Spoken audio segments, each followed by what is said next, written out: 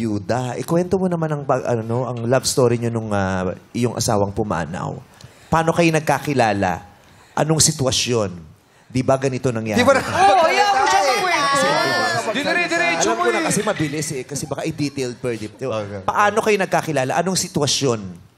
Ano kasi yun? Ano? Meme ba? Parang tatalakan mo ko Para ko nakabutas na nung na-ice tubig sa inyo nang di sinasadya. Ano lang yung meme ba yun sa amin? Parang ano lang yung tawag doon? Di ba pinagtagpo kayo sa hindi inaasahang pagkakataon? Opo. Dahil ikaw ay merong kasintahan, tapos siya rin ay may kasintahan. Opo. Ikwento mo, anong nangyari doon sa mga kasintahan? Ano po ba yung unang kasintahan nyo? Yung papa niya kasi po, merong naging girl. May other girlfriend. woman. Opo. Yun po yung unang ano nyo? Opo, yung papa po niya. Yung other woman niya, boyfriend niya, yung naging asawa ko po ngayon. Parang swap. Ganon. Yung daddy ni Bebe yung jowa niya dati, Naging nag-cheat. magsyota. Oo. Opo. Tapos yung girl nun, Opo. nung girl niya, nag-cheat din kasi may boyfriend din yun. Yung naging asawa ko po ngayon na pumanaw, nag-chat sa akin na bantayan ko daw po yung kinakasama ko. Kasi meron nga daw po namumong relasyon sa papa niya at saka yung dating girlfriend nung So asawa. siya ang unang naka-booking. Opo. Tapos pinaalam niya sa'yo, Opo. bantayan mo yung asawa mo kasi merong Yes, meme. milagrong Opo. ginagawa. Opo. Doon kayo nagsimulang nagkaroon ng koneksyon. Opo. Tapos nung Hindi mo siya kilala at all. kilala ko po yung girl. Hindi, yung lalaki. Hindi. Kilala ko po. Kapitbahay din namin. Kakalugar din namin.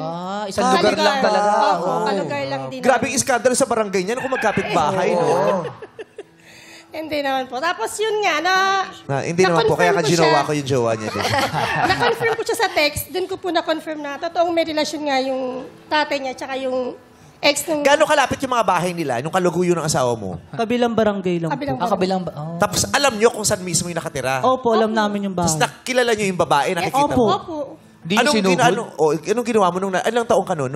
Bata po ako dun bata siguro pa. mga 12 to 13 po. So aware ka na rin, no? Oo, 12 to alam 13. Tsaka hindi pa baby o yun eh. Iverson pa siya. Baka baby oil ka pa. Panghaplas. So anong ginawa mo nung nalaman mong may kalaguyo yung asawa mo? Wala. Hindi mo Pinalaya sinugod? ko po siya. Hindi naman ako yung tipo na meme na aawayin yung girl para gano'n. Yung lalaki, yung jowa mo, hindi mo rin inaaway? Hindi po. Pinapili ko siya. Pinili niya yung girl. Hindi ka nagalit? Hindi. Nasaktan nung una, syempre po, ganun. Pero, Hindi mo ba siya pinaglaban, mami? Hindi po. Kasi ako, pag ayaw ko na rin. Parang ganun. Nasaktan na siya eh. Di ba po? Ba't pagpipilitan mo pa yung taong ayaw na sa'yo? Tama. Di ba po? Paano yung mga bata, yung mga anak na yun, di ba nila? Siya pa lang. Isa lang, po yung isa lang. ano. Ay, ikaw, Isa di mo ba Opo. sinabi na, Wala huwag po yung anak mami, mo." huwag mo iwanan si daddy. Ayusin nyo yan. Hindi ko po alam din sa kanya nung time na yun. Pero ikaw gusto mo na Hindi niya pa raw magstay alam. 30 na siya nun eh. Pero hindi niya pa raw Hindi. aware. Hindi pa siya Ano aware. po yung kasi parang, nung time na po na yun, parang mahirap na rin po kasi kapag, syempre, bata pa po ako nun at that time, tapos kumbaga papasok ka po sa ganitong sitwasyon. Kumbaga, hinayaan ko na lang din po sila kung ano Ano yung po magiging yung... desisyon Opo. nila?